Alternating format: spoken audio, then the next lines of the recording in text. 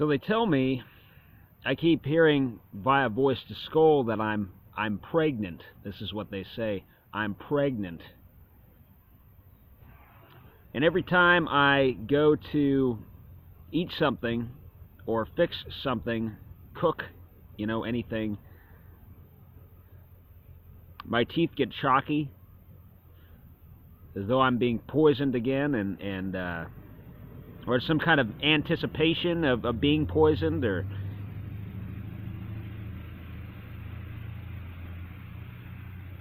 and I get dizzy. I begin to get dizzy again. The vestibular system implant begins, acting up.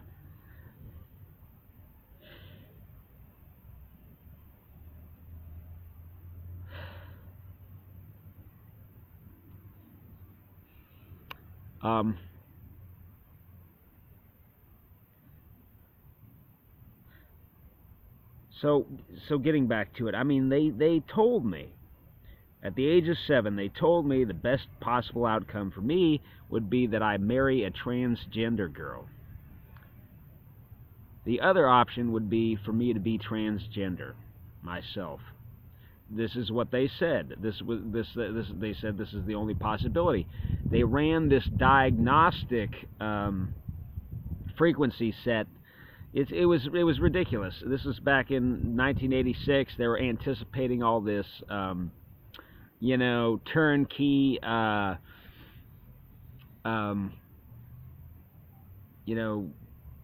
custom technology creation tools like 3D printers and CNC robots and laser cutters and engravers and all that stuff. I have such a machine. I mean, I own one. I've not even taken it out of the box though. Oh, I have to inspect the parts, but I haven't set it up. Don't have any software. Find out the software is expensive. I'd like to work with it. There's several things. There's some jigs I'd like to make for mass production of certain items that I've invented. But I'm not, doing anything. I'm not making any terrible weapons or anything. But back then, I mean, they were anticipating that kind of thing, and they were anticipating some kind of nuclear winter or some EMP event or some kind of thing, and then and then they some warlord had his own he could produce these terrible weapons. They had me imagine that he this machine that helped make him make decisions. It was some kind of supercomputer, and he had it rigged up to make these type of swords. They look like a Norman sword or something, but it shot. I don't know. It had these. It was like composed of these little barbs that you could shoot out. It was like a magic wand, and they caused incredible pain. And you just, if you hit anybody with these, they would just writhe around to the ground, and then you go and you stab them, or you cut off their head or whatever. I mean, you could just clear a room just with the sweep of your arm, and they're fairly lightweight. And I mean, I don't know. I mean, they had me imagine these things. They had me imagine the intricacies of this machine and how it worked. And I saw in a flash that it was at least possible. So they had me imagine, I mean, in perfect detail, with every, aspect of realism, being in this facility. It was like a school or something, or it was like an industrial building or something that existed in the future. And I was on this like third story of this place, up in this guy's office, which he'd commandeered, and he had these machines. He had a couple of these machines up there, and he showed me them, and he was talking about his operation and how something had happened, some apocalyptic event, some society, dismantling events had happened, and and this, he had his gang of people, and they were, he had really stern, fierce plans. He was gonna, and he was talking about these things, and I was, playing along, because I was unsure about my survival. I mean, they just programmed me to to act in this fashion. I mean, it was logical, it was rational what I was doing, and I pictured myself as just a little kid, that I was at the time. I was only like 7 years old, and I'm picturing this very imposing man looming large over me, I couldn't imagine myself as being grown up, or I don't know. I think they programmed that into me, So the whole thing, it was just totally rigged. It was a totally rigged diagnostic, and they do this to try to make you ashamed of yourself, and to see yourself as being unfit, They're into this eugenics cult, I mean, my crime was that I had won a couple of fights, which I did not start, First against this one kid, and then against these 2 others who attacked me, like a week later, That, and, being somewhat racially impure. So, I mean, they're also racist, these people. I mean, that goes along with the old eugenics notions and so on. Very old ideas, that these people subscribe to. Anyway, so I was up there, and it's like I was given the opportunity. I could have snatched one of these weapons up, these terrible weapons of the future, up, and I could have killed that guy. Probably, he was just in the process of, like printing them out, so to speak. The first run. He was going to arm everybody in the gang, and then anybody that they might want to spare, and resources were scarce. This whole resource scarcity thing, this satanic bullshit that comes of this globe cult, Malthusian, bullshit. Right. So anyway, so it's like the way they frame this experience. I mean, I suppose it was this high-tech virtual reality. I don't know, or maybe they had me on a psychedelic, and child's mind is very powerful. So you can imagine those things, especially if you get the Pisces element is pretty strong in your astrological constitution. So it was like. But it was like I could have snatched up one of these swords and killed the guy, and maybe some others, and that might have, in cutting off the head of the snake, I might have, the rest of the gang might have been in disarray, and they just, might not have gone through with the operation, to kill the entire, to kill all the decent people, in the valley or whatever, and. But it was like I was hearing voices telling me to run, telling me to get out of there. Like, hey, you don't know your way around this place.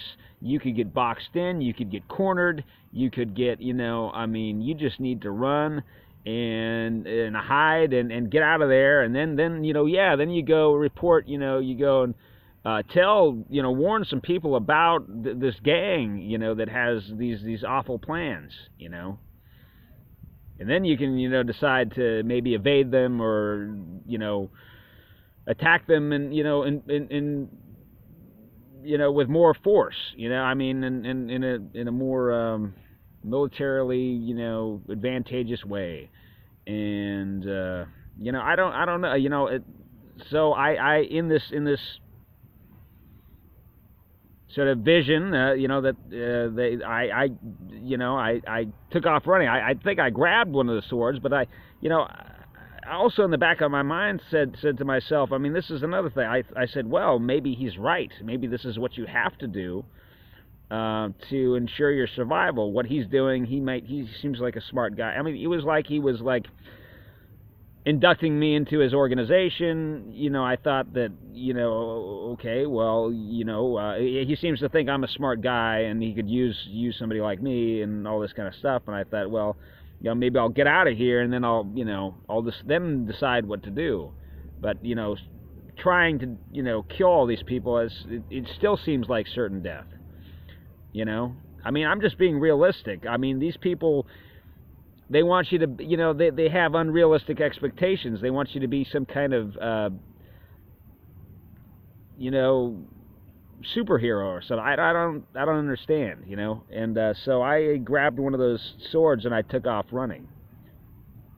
I saw this window, you know, I could go out of, and then I run across the roof and go into this other window, and then I was running through this room that was just filled with all the furniture. They'd consolidated all these tables and chairs, you know, just crammed, jam-packed in there, you know. So I was running over the tops of those, you know, and it's like, oh, where's the next door? Where's the, oh, there it is, you know, and go through there, and go up some stairs, and then I'm in this room where they had created, they had brought in these like refrigeration panel things, and they'd created this big refrigerated room,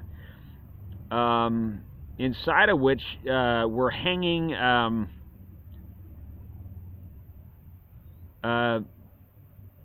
gutted human corpses, you know, from meat hooks. And there were a couple of guys in there. They had on transparent plastic aprons. I could see that one had a pistol in his waistband, but he would, you know, he might not be able to get to it so quick. And I didn't cut him down. I didn't do anything. You know, I felt like I was just a child, you know, doing this. And I didn't take that weapon and cut him down, you know, or however it was used, you know. I just, I brandished the thing, and you know, and then, you know, keep back, and I ran through, you know, I just ran through, you know, pushing the carcasses aside, and you know, and then going, and then I found my way out, you know. Then later, it was like some kind of, there was like this.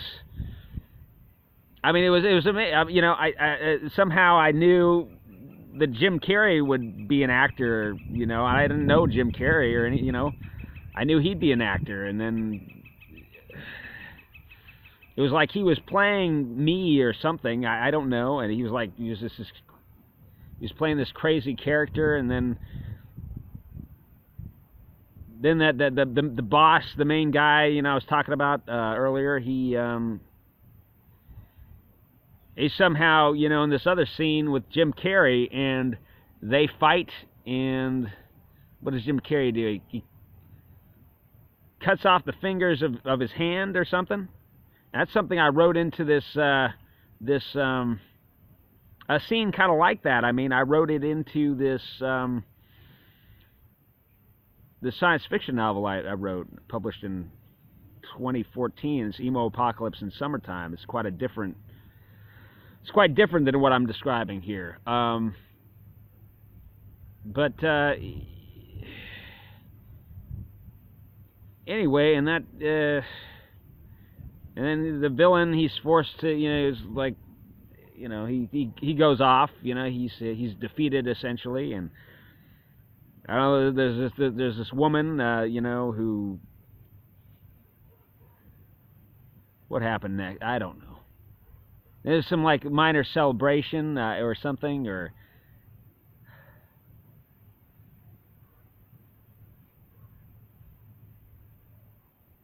the woman's hair turns blue. It was like gray before. She looks a little like Charlize Theron, and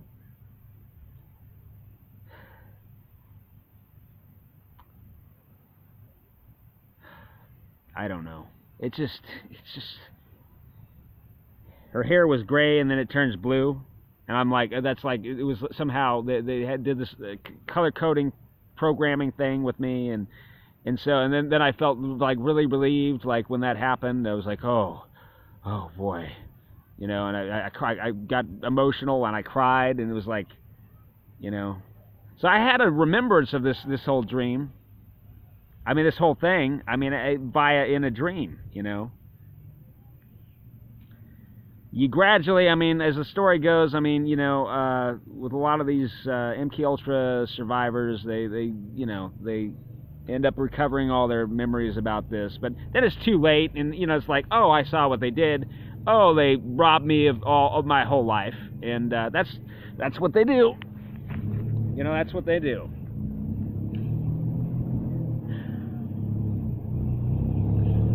Getting back to it, friends. Getting back to it. What's the point of that? What's the point of that? What?